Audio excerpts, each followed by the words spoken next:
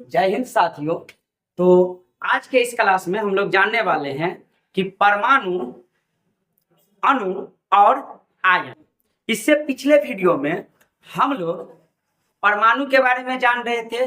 परमाणु का निर्माण कैसे होता है, परमाणु में कितने इलेक्ट्रॉन, कितने प्रोटॉन और कितने न्यूट्रॉन, इसको देख लिए थे। अब बात करते हैं कि परमाणु से अणु का निर्माण कैसे होगा और परमाणु से आयन का निर्माण कैसे होगा। तो वीडियो आपको पसंद आ जाए तो चैनल को सब्सक्राइब कर देना है, लाइक कर देना है और शेयर कर देना है। तो आइए जानते हैं बिना देर किए। आप ये वीडियो मेरा दो जगह पर आप देख रहे होंगे। एक आपको मेरे YouTube channel @science by Manoj sir, और दूसरा बनेगा आपका मेरा फेसबुक आईडी जो है वह है आपका मनोज कुमार के नाम से। आइए जानते हैं। देखिए, तो सबसे पहले हम लोग बात कर लेते हैं परमाणु, जिसको आप इंग्लिश में एटम्स कहते हैं, अणु जिसको आप मॉलिक्यूल्स कहते हैं, और आयंस जिसको आप आयन कहते हैं। इंग्लिश और हिंदी दोनों नाम बराबर होता है। तो था क्या कि जो परमाणु है वह परमाणु बना है आपको अत्यंत सूक्ष्म कणों से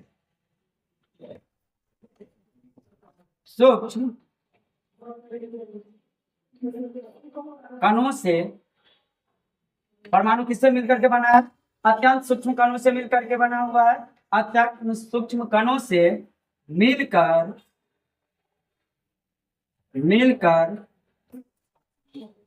बना है। चलिए, अब कौन कौन है सूक्ष्म कण? होने के लिए ढेरों हो सकता है, लेकिन एक आप बोलते हैं क्या कि इलेक्ट्रॉन। एक आप क्या बोलेंगे?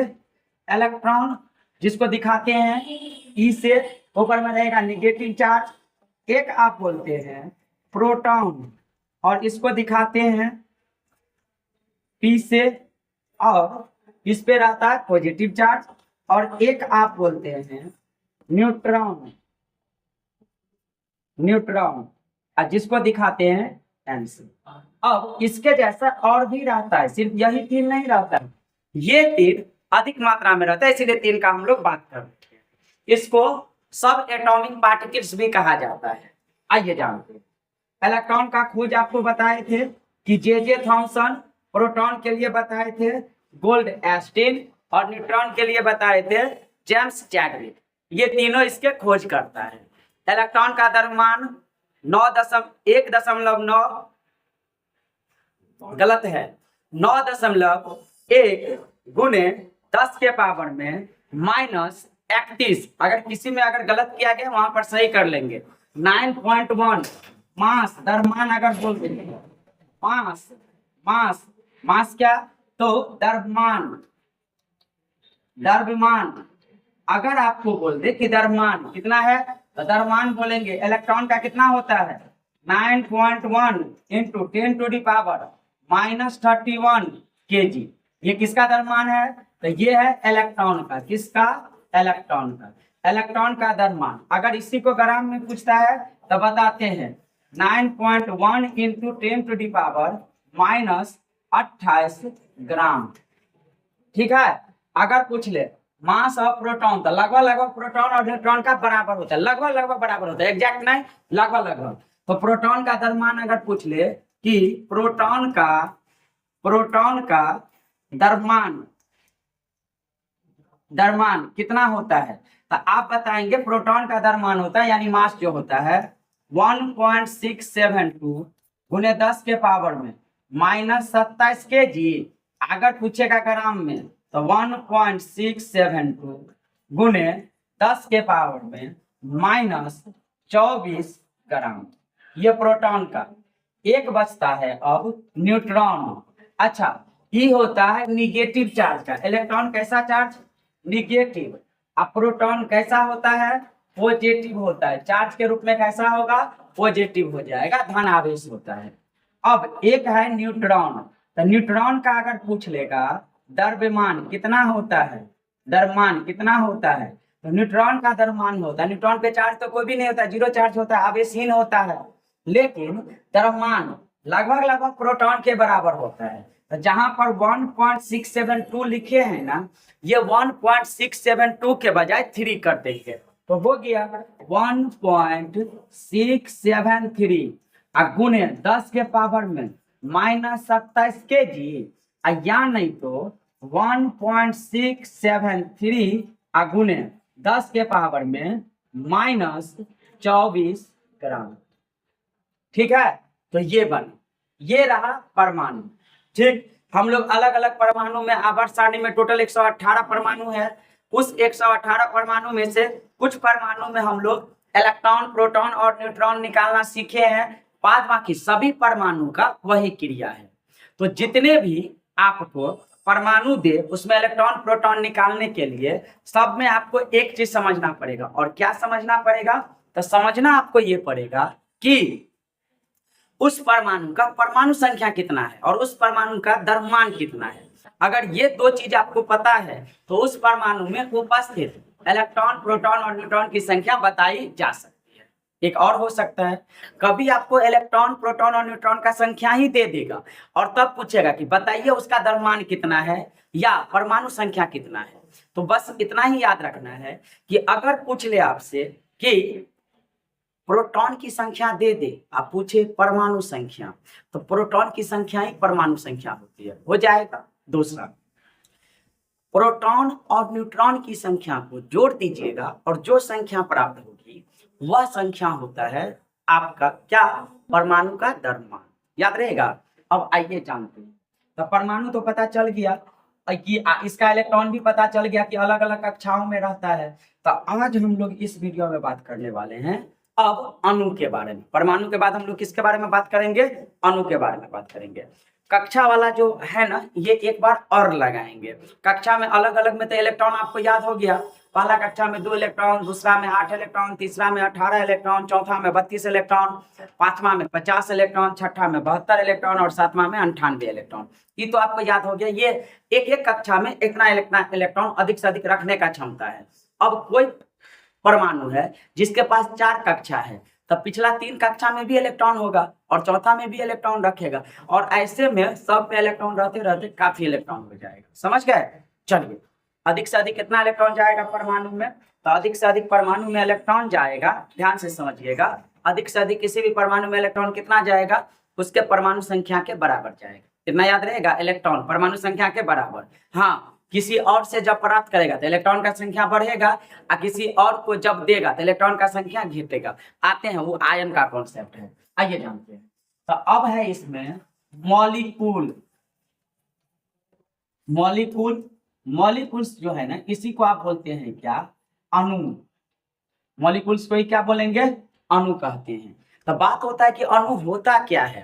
तो देखिए, अणु बनता है आपको परमाणु से। किससे बनता है? परमाणु से। जब भी 2 या 2 से अधिक, 2 या 2 से अधिक परमाणु आपस में मिलेगा रासायनिक अभिक्रिया के द्वारा, तब वह क्या कहलाएगा? अणु कहलाएगा। ठीक है, तो कम शब्दों में हम लोग ये परिभाषा लगा सकते हैं कि जब 2 या 2 से अधिक परमाणु आपस में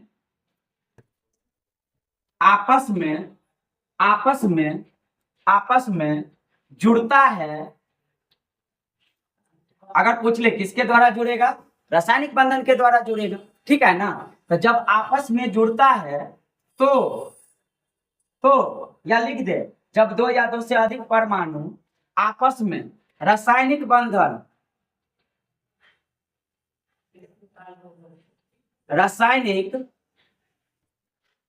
बंधन के द्वारा जुड़ता है तो अणु का निर्माण करता या अणु कहता हो जाएगा। चलिए, जैसे उदाहरण देखिए, इसी को इंग्लिश में कहेंगे व्हेन टू और मोर देन टू एटम्स या elements is combined with one another to give a molecule या टू फॉर्म अ मॉलिक्यूल। आइए जानते हैं, जैसे अगर मान के चलिए कि ए कोई एटम है और ए एटम अपने ही एटम के साथ मिल गया और वह भी ए ही है, ए से मिलेगा, तो जब ए से मिलेगा तो दोनों मिलकर के, अभी देखिए क्या लिखे हैं, एटम लिखे हैं, मतलब ये अभी परमाणु है, ये क्या है, परमाणु है।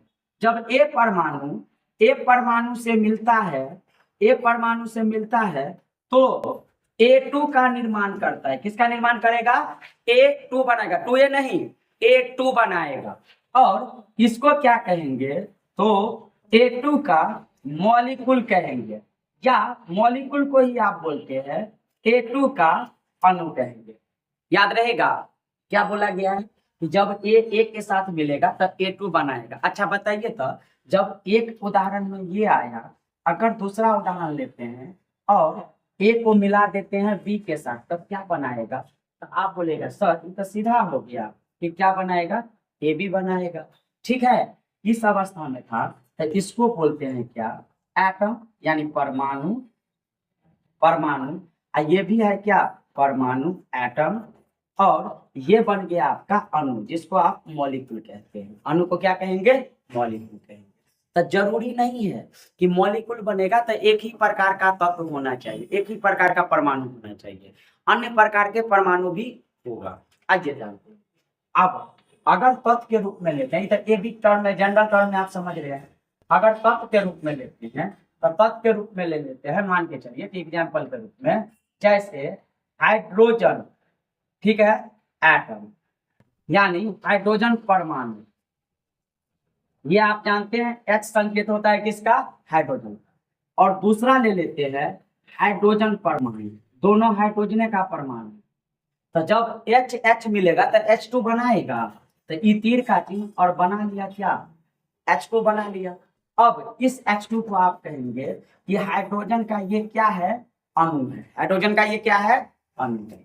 ठीक इसी प्रकार से जब ऑक्सीजन, ये पहला एग्जाम्पल, ये दूसरा एग्जाम्पल, जब इसी प्रकार से ऑक्सीजन परमाणु यानी ऑक्सीजन एटम जब अपने ही ऑक्सीजन एटम के साथ परमाणु के साथ मिलता है तो ये बनाता है क्या, O2 का अणु बनाता है। O2 क्या बनाएगा, अणु बनाएगा। अब देखिए, अगर नाइट्रोजन लीजिएगा, क्या लीजिएगा, नाइट्रोजन, सब यही बनाएगा। अगर नाइट्रोजन लीजिएगा, नाइट्रोजन लेते हैं तो एक नाइट्रोजन का परमाणु जब अपने ही नाइट्रोजन के परमाणु से अभिक्रिया करता है, परमाणु बोला गया, शब्दों को पकड़िए, अपने ही नाइट्रोजन परमाणु से अभिक्रिया करता है तो नाइट्रोजन के अणु का निर्माण करता है, N2 बनाएगा, ये अणु बनाएगा।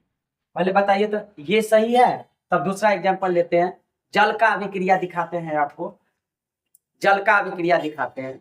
अब जल का अभिक्रिया के लिए आप हाइड्रोजन एटम के रूप में भी ले सकते हैं और अणु के भी रूप में ले सकते हैं। अब देखिए ध्यान से, जब भी जल बनाइएगा तो जल का तो सूत्र आपको पता है, आप सभी बच्चों को, कि जल का सूत्र क्या होता है, H2O होता है। जल का सूत्र क्या होता है, H2O, 2 हाइड्रोजन 1 ऑक्सीजन। मतलब क्या कि जब